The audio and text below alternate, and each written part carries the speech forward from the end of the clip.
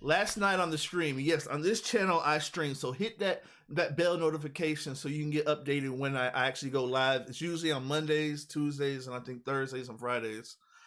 We got in a heated debate about the future of the MCU, DC, and everything. So make sure you go on the stream. But now we got the very first clip from the actual movie. It's like a minute long. It's the Avenger clip. So I wonder if they're going to talk about the Avengers. Because they got rumors that they show KANG killing some of the Avengers. I don't know what Avengers. I think it's Thor. Me personally. But we got it, so we about to react to it now.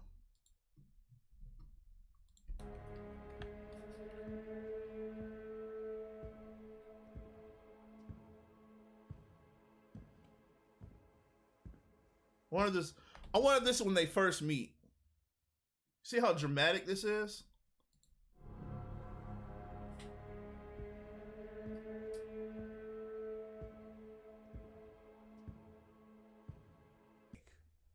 You see? So obviously she got trapped and he's coming to get her. Okay. I'm an Avenger. I've called the other Avengers. You're an Avenger. Have I killed you before? Are we seen this part before? What? They all blur together after a while. Bro, you say I'm killing that. I kill so much, bro. I don't even know who you are.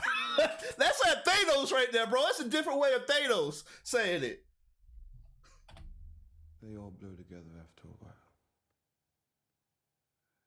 You're not the one with the hammer. That's Thor. That's what I said that last time on the stream. I said, bro, I think he killed Thor. Because Thor can't. Chris Hemsworth said that. I think he said that he's not renewing his contract or something with his contract. I think he killed Thor. That's my guess. We get confused a lot. Similar body types. Who are you? Hold up. You're not the one with the hammer. That's Thor.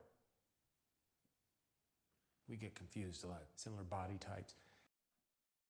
Oh, that's it, bro. I can't wait for this movie. This movie's gonna be so dope, bro. I can't. I want to see the whole MODOK thing, bro. Matter of fact, let's look at MODOK. Because I don't know much about MODOK. To me, reminds me of what's his name, Krang, whatever, from Ninja Turtles. Every time I see him, bro, I think of Krang. It's Krang, right?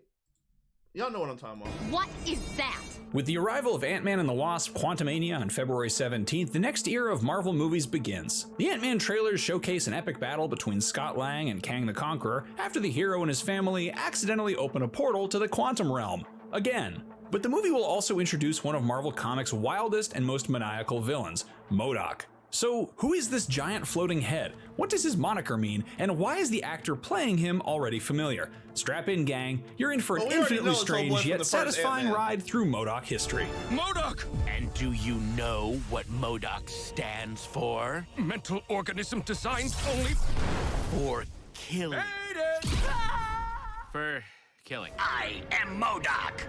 I am the ultimate in-human machine interface. I am designed only for conquest. Like many of Marvel's most inventive and awesome creations, MODOK came from the minds of Jack Kirby and Stan Lee. He's first mentioned in Tales of Suspense number 93 as Captain America is captured by the evil He looked more like a joke to me, bro. Like, he looked like that thing from is it Phantom Menace? The very first Star Wars movie.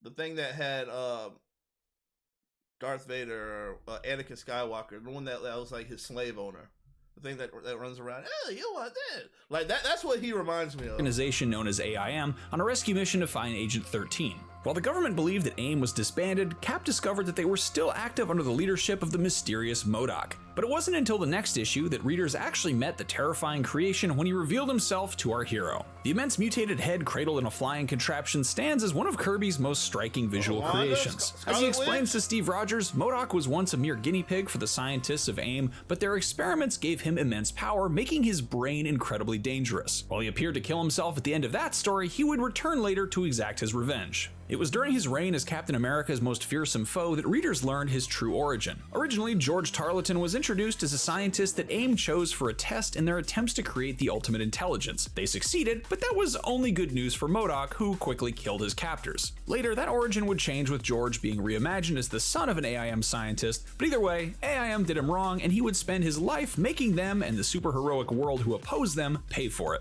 Oh, and if you're wondering what MODOK stands for, there are multiple answers. It began as mental organism designed only for killing. It was once retconned that his original name was supposed to be mental organism only designed for computation. The name MODOK stuck though, and during his tenure, the M has also stood for both mechanized and mobile. We're bankrupt. What?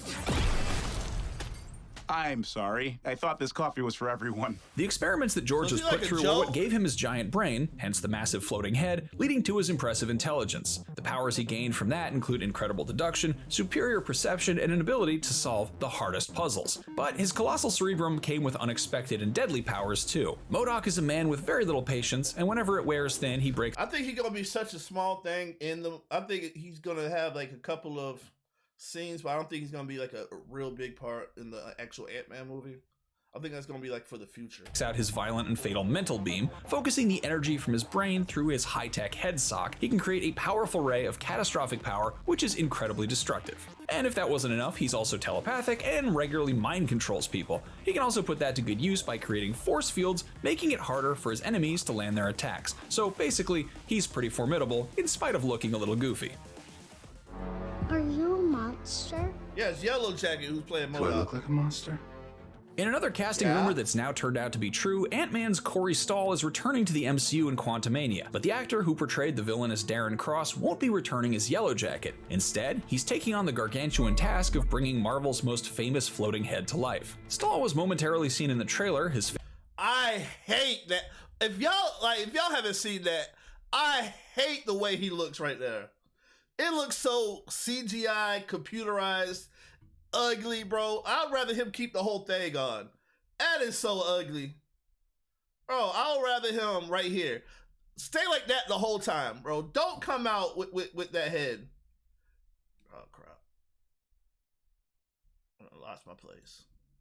in the trailer, his face enlarged to giant proportions. So is this just a case of Marvel recasting an actor that they really like in a brand new role, like Gemma Chan going from Captain Marvel to Eternals, or could something more canon redefining be at play here? If we go back to the last place we saw Yellow Jacket getting violently shrunk down to subatomic size by the titular hero in the first film, it all begins to come together. What if, rather than Stahl being recast as MODOK, the MCU is reimagining MODOK as an evolution of Darren Cross? When Ant-Man sabotaged Yellow Jacket's suit by flying inside it, the stolen armor malfunctioned, crushing his limbs and mangling his body before he blipped out of existence entirely. So how did Yellow Jacket survive? Well, the answer comes almost immediately afterwards, when Scott escapes the crushing weight of the imploding suit by venturing into the quantum realm. If Scott made it there, then why couldn't Cross? And as we saw him getting mutilated by his broken suit, there's a very real chance that the transformation could have left him with only an outsized head. In that case, he'd have a whole lot of reasons to hate Scott Lang. And as the trailer— And that's what makes the MCU better than DC, bro. If they already pictured that he was going to be MODOK in the future, they plan 5 to 10 years in advance, something I don't think DC does. I think DC just thinks of something, makes it, and then go on their way, bro. MCU is so calculated. That's why they're going to always last better than DC.